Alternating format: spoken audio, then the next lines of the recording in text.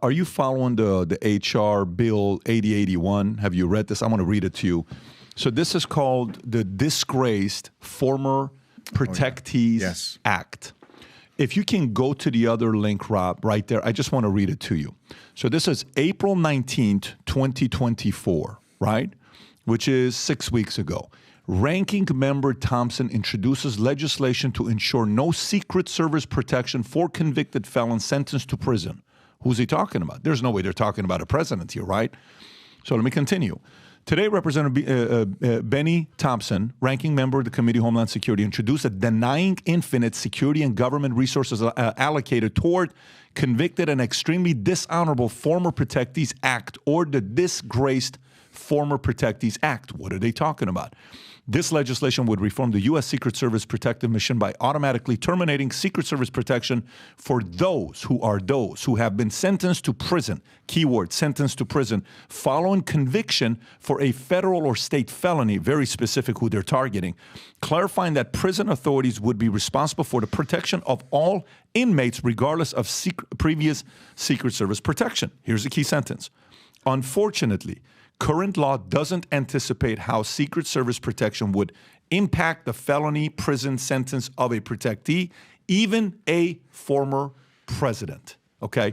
This legislation was co-sponsored by Representative Troy A. Carter, Barbara Lee, Frederica Wilson, Yvette Clark, Bonnie Watson-Coleman, Jasmine Crockett, Joyce Beatty, and Steve Cohen. So, as a regular person who's not in this space, I'm not a lawyer, I don't have Judicial Watch, I'm not involved in politics. I'm a guy that's been a financial services businessman, but I read contracts, and we have different types of things that we have to go through. The way I read this, if I was to say the opposition is evil, how would they set it up? We've tried character assassination. We've tried trying to take all your money away. We've tried putting a gag order on you that you can't campaign and have all these audiences coming up to you. We've tried silencing you. We've tried demonizing you. We've tried painting you as a convicted felon. We already have a mugshot of you. We've sold to the entire country that you are a criminal is what we're selling you. None of this shit is working. You just raised a couple $100 million based on the $70 million from small money, another 150, 130, $200 million from big money that people are coming towards your side. There's only one thing we got left. We can't provide them protection. So guess what we're going to do? Let them debate June 27th. July 11th, we're going to sentence him to prison. Then this is in effect, depending on how fast they can apply this. Now he's not got protection. Then it's a free-for-all on what happens there. How do you read this? This is how I read this. How do you read this yourself? I read it that they want Trump to be dead. I'm not a lawyer either, but you see enough legislation. You see who promoted it, Benny Thompson, the leading Democrat in the House. They want Trump dead. To deny a former president Secret Service protection in these circumstances would almost certainly lead to his death. And they know what they're doing, and even talking about it is dangerous because we understand he still has Secret Service protection. But when you see the media start talking about this, you're going to get a nut or two who interprets it to mean, well, he doesn't have Secret Service protection now. Now we can go after him, and I'm going to try to target him. And who knows what happens when that happens. And it highlights to me that not all leftists or liberal Democrats or Democratic Party members or whatever are communists, but they've embraced communist means to achieve their political ends. They're allied with them in terms of the street actors. And now, again, this is something that Putin would clearly understand as a technique to ensure his political opponent is killed in prison. They want to send Trump to Rikers with no Secret Service protection. What serious person would think that would result in anything other than the tragic death of President Trump? Terrible times we're in. But how is it that if the way the Constitution was set up and the way our founding fathers created America, with the Supreme Court, with any of that stuff, would allow this to even progress to this levels?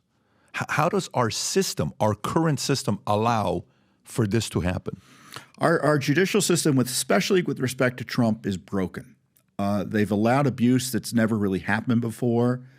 The only check thus far, and it's not been a reliable one, but it's been a significant one, is the Supreme Court. And that's why the Supreme Court's under a vicious attack by the left. They're targeting conservative justices, their families and such.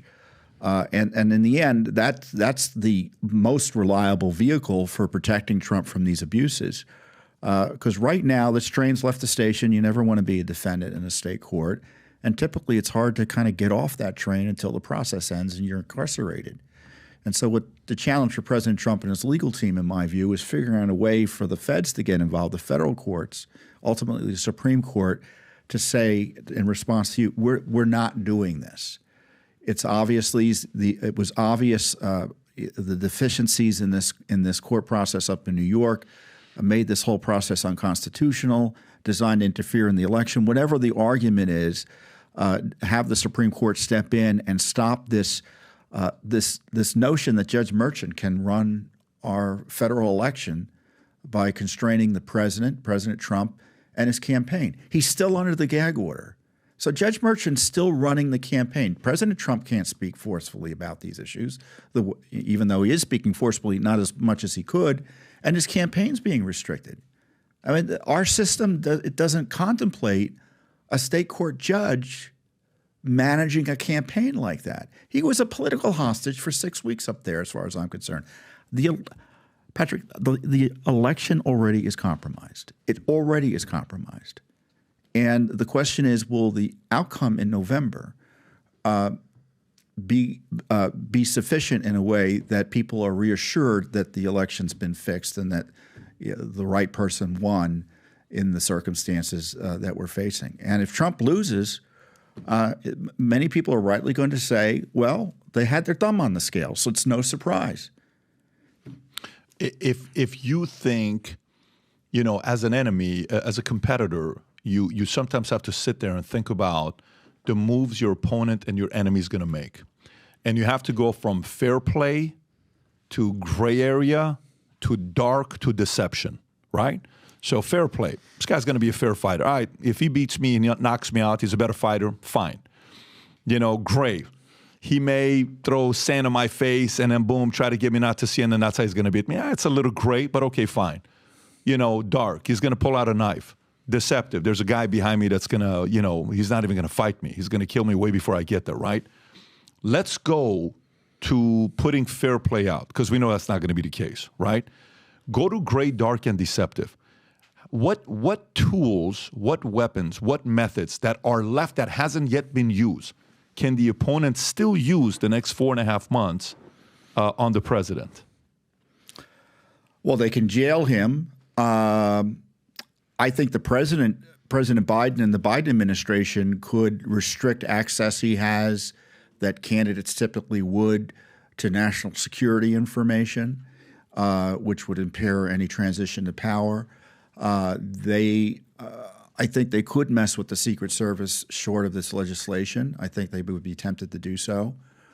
They've already misused the Secret Service to help enable that improper raid of his home. So who knows what else they'll do. The Secret Service is as compromised at the top, in my view, and as politicized as any other deep state agency. I don't know why we would think it's any better than anything else in D.C. So it's really bad. Now, on the other hand, they're kind of losing in some respects, as you pointed out. Trump is still doing well, and their charges here in Florida and up in D.C., the federal versions of the Get Trump effort have been stalled. Fani Willis, because of her own misconduct, shut that case down. So they're losing some additional, they're losing some key vehicles there. Now, what did the left do in 2020? They went to the streets and engaged in violence. And so that's another arrow in their quiver. It's a reliable one. They use it time and time again. Political violence is key to the left's political thinking. They don't always use it, but they are willing to use it, and it wouldn't surprise me if they escalated it in that regard as well. Got it. Yeah, I mean, if that's the case, a couple of them, it's publicly, we're looking at it, and it's obvious that they're doing it. What I'm curious about is, what are they going to do that we're not thinking about? Because this is not being covered enough by the market, right? The fact that they're putting this HR Bill 8081, that they're trying to get him to lose Secret Service, this only tells me one thing. There's no other way to process this Why would you want to take Secret Service away from them? Check. That's easy, right? So if you like this clip and you want to watch another one, click right here. And if you want to watch the entire podcast, click right here.